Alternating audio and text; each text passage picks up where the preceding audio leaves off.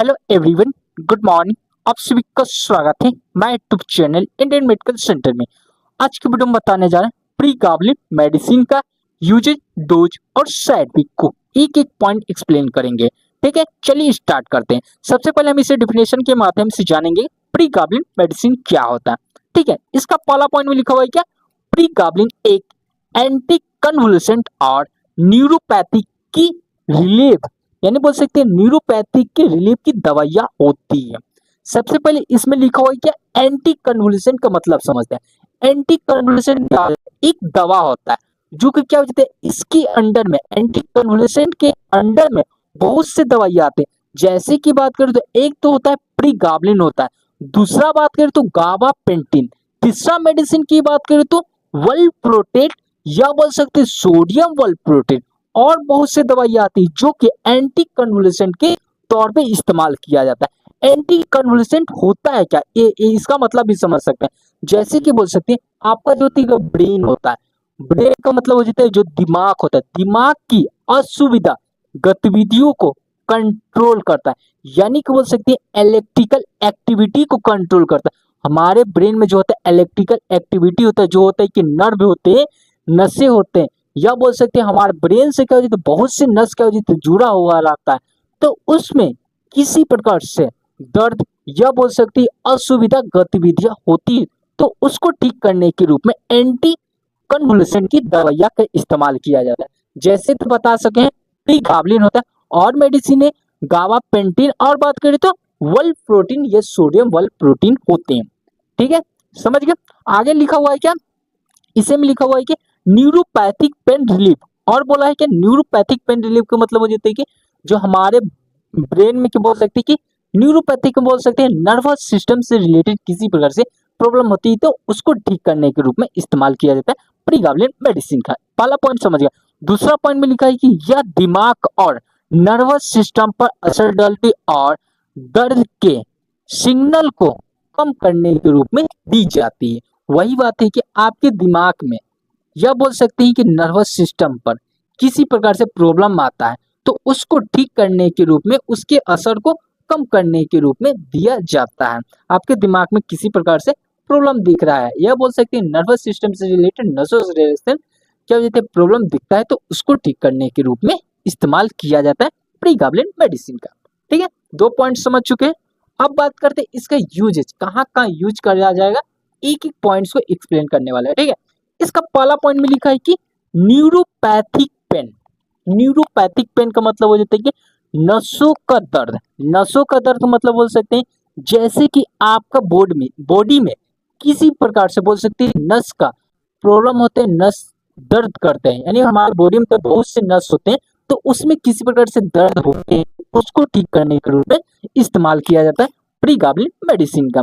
ठीक है, दूसरा पॉइंट में लिखा है कि एलिप्सी। एलिप्सी का मतलब बोल सकते हैं कि मिर्गी आना। मिर्गी आता है जिस मनुष्य को उसको ठीक करने के रूप में इस्तेमाल किया जाता है। मिर्गी में क्या हो जाता है कि मनुष्य क्या हो जाता है अचानक मिर्गी तौर पर क्या हो जाता है गिर जाता है, तो उसको ठीक करने के रूप में इस्तेमाल कर सकते हैं, या बोल सकते हैं कि मिर्गी में क्या हो जाता है कि एलिप्सी की कंपोजिशन के रूप में भी इस्तेमाल किया जा सकता है प्रीगाबलिन मेडिसिन का। ठीक है, दो पॉइंट समझ गया। तीसरा पॉइंट में लिखा हुआ है कि मसल पेन, यानी कि बोल सकती है मांसपेशियों में लगातार होने वाले दर्द को, या बोल सकते हैं लंबे समय से होता हुआ दर्द को ठीक करने के रूप में इस्तेमाल किया जाता है, या बोल सकती है किसी प्रकार से आपके बॉडी में थकान थकान की वजह से दर्द हो रहा है, तो उसको ठीक करने के रूप में इस्तेमाल किया जा सकता है प्रीगाबलिन मेडिसिन का। ठीक है, दो पॉइंट समझ गए। तीन पॉइंट समझ गए। चौथा पॉइंट में लिखो कि एनेक्सिटी डिसऑर्डर। एनेक्सिटी का मतलब हो जाती है किसी प्रकार से चिंता तनाव को दूर करने के रूप में इस्तेमाल किया जाता है। आप किसी प्रकार से बोल सकते हैं स्ट्रेस से रिलेटेड, बेचैनी से रिलेटेड, किसी प्रकार से चिंता से रिलेटेड आपको प्रॉब्लम दिख रहा है, तो उसको ठीक करने के रूप में इस्तेमाल किया जा सकता है प्रीगाबलिन मेडिसिन का। ठीक है, चार पॉइंट समझ गए जो कि यूजेज के तौर पर बताएं। इस चारों पॉइंट्स को आप लोग याद रखिएगा। ठीक है, अब बढ़ते हैं इसके डोज की ओर। कितना कितना डोज लेना है इसे जानते हैं। ठीक है, इसका डोज में लिखा हुआ है कि 150 से 600 mg के फॉर्म में उपलब्ध रहते हैं। ठीक है, इसका कितना लेना है, दिन में आप बीडी या टीडीएस के रूप में इस्तेमाल कर सकते हैं। जैसे कि दिन में आप 2 से 3 बार ले सकते हैं, सुबह शाम दोपहर यूज किया जा सकता है। और दूसरा पॉइंट में लिखा हुआ है TDS के रूप में लिया जा सकता है और 150 से 600 mg के फॉर्म में उपलब्ध रहते हैं। ठीक है, डोज समझ चुका है, लेकिन पेशेंट की कंडीशन के हिसाब से डोज को कैलकुलेट करके दिया जाता है। ठीक है, समझ गए। अब बात करते हैं इसका साइड इफेक्ट, क्या क्या आपके बॉडी में साइड इफेक्ट शो कर सकता है, इसे जानते हैं। ठीक है, जैसे कि पहला पॉइंट में लिखा है नींद आना। नींद आना का मतलब हो जाता है कि इसका साइड इफेक्ट के रूप में नींद भी आ सकता है। जैसे कि आप प्रीगाबलिन मेडिसिन का यूज किए तो आपको क्या हुआ, साइड इफेक्ट शो हुआ, तो उस टाइम पे क्या हुआ कि बहुत ज्यादा क्या हो जाता है, नींद की प्रॉब्लम या नींद बहुत ज्यादा आने लगा। ये एक पॉइंट हो सकता है, नींद का साइड इफेक्ट हो सकता है। ठीक है, दूसरा पॉइंट में लिखा है कि चक्कर आना, डाइजेस्टनेस मतलब चक्कर आना हो सकता है। तीसरा पॉइंट की बात करें तो धुंधला दिखाना, ब्लू विजन होना, मतलब हो जाती है कि बहुत ज्यादा क्या हो जाता है, आपको धुंधला धुंधला सा दिखाई देने लगेगा। वजन का बढ़ना, अचानकली क्या हो जाता है, आपका वजन गेन होने लगेगा, तेजी से क्या हो जाएगा, वेट गेन होने लगेगा, बढ़ने लगेगा। ये सभी क्या हो जाते हैं, साइड इफेक्ट के रूप में शो कर सकते हैं। ठीक है, पांचवा पॉइंट में लिखा हुआ है कि सूजन, आपका बॉडी में क्या स्वेलिंग होने लगेगा, मुंह हाथ देह हाथ जो भी होते हैं फूलने लगेंगे, स्वेलिंग करने लगे, इस क्या होते हैं, साइड इफेक्ट के रूप में शो कर सकते हैं। ठीक है, इस वीडियो का लास्ट पॉइंट बताएं जो कि साइड इफेक्ट के रूप में है। ठीक है, और इसका आपको डिटेल में नोट्स चाहिए तो आप मेरे टेलीग्राम चैनल को ज्वाइन कीजिएगा।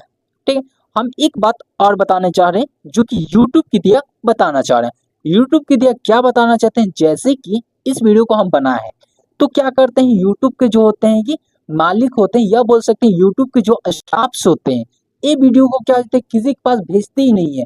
नहीं भेजिएगा तो कैसे दूसरों लोग को फायदा होगा, कैसे इस वीडियो को ऑब्जर्व कर पाएंगे, इससे क्या हो जाता है कि जो हम मेहनत किए हैं इस वीडियो पर उसको कैसे फायदा मिलेगा, उसको एजुकेशन कैसे बढ़ेगा।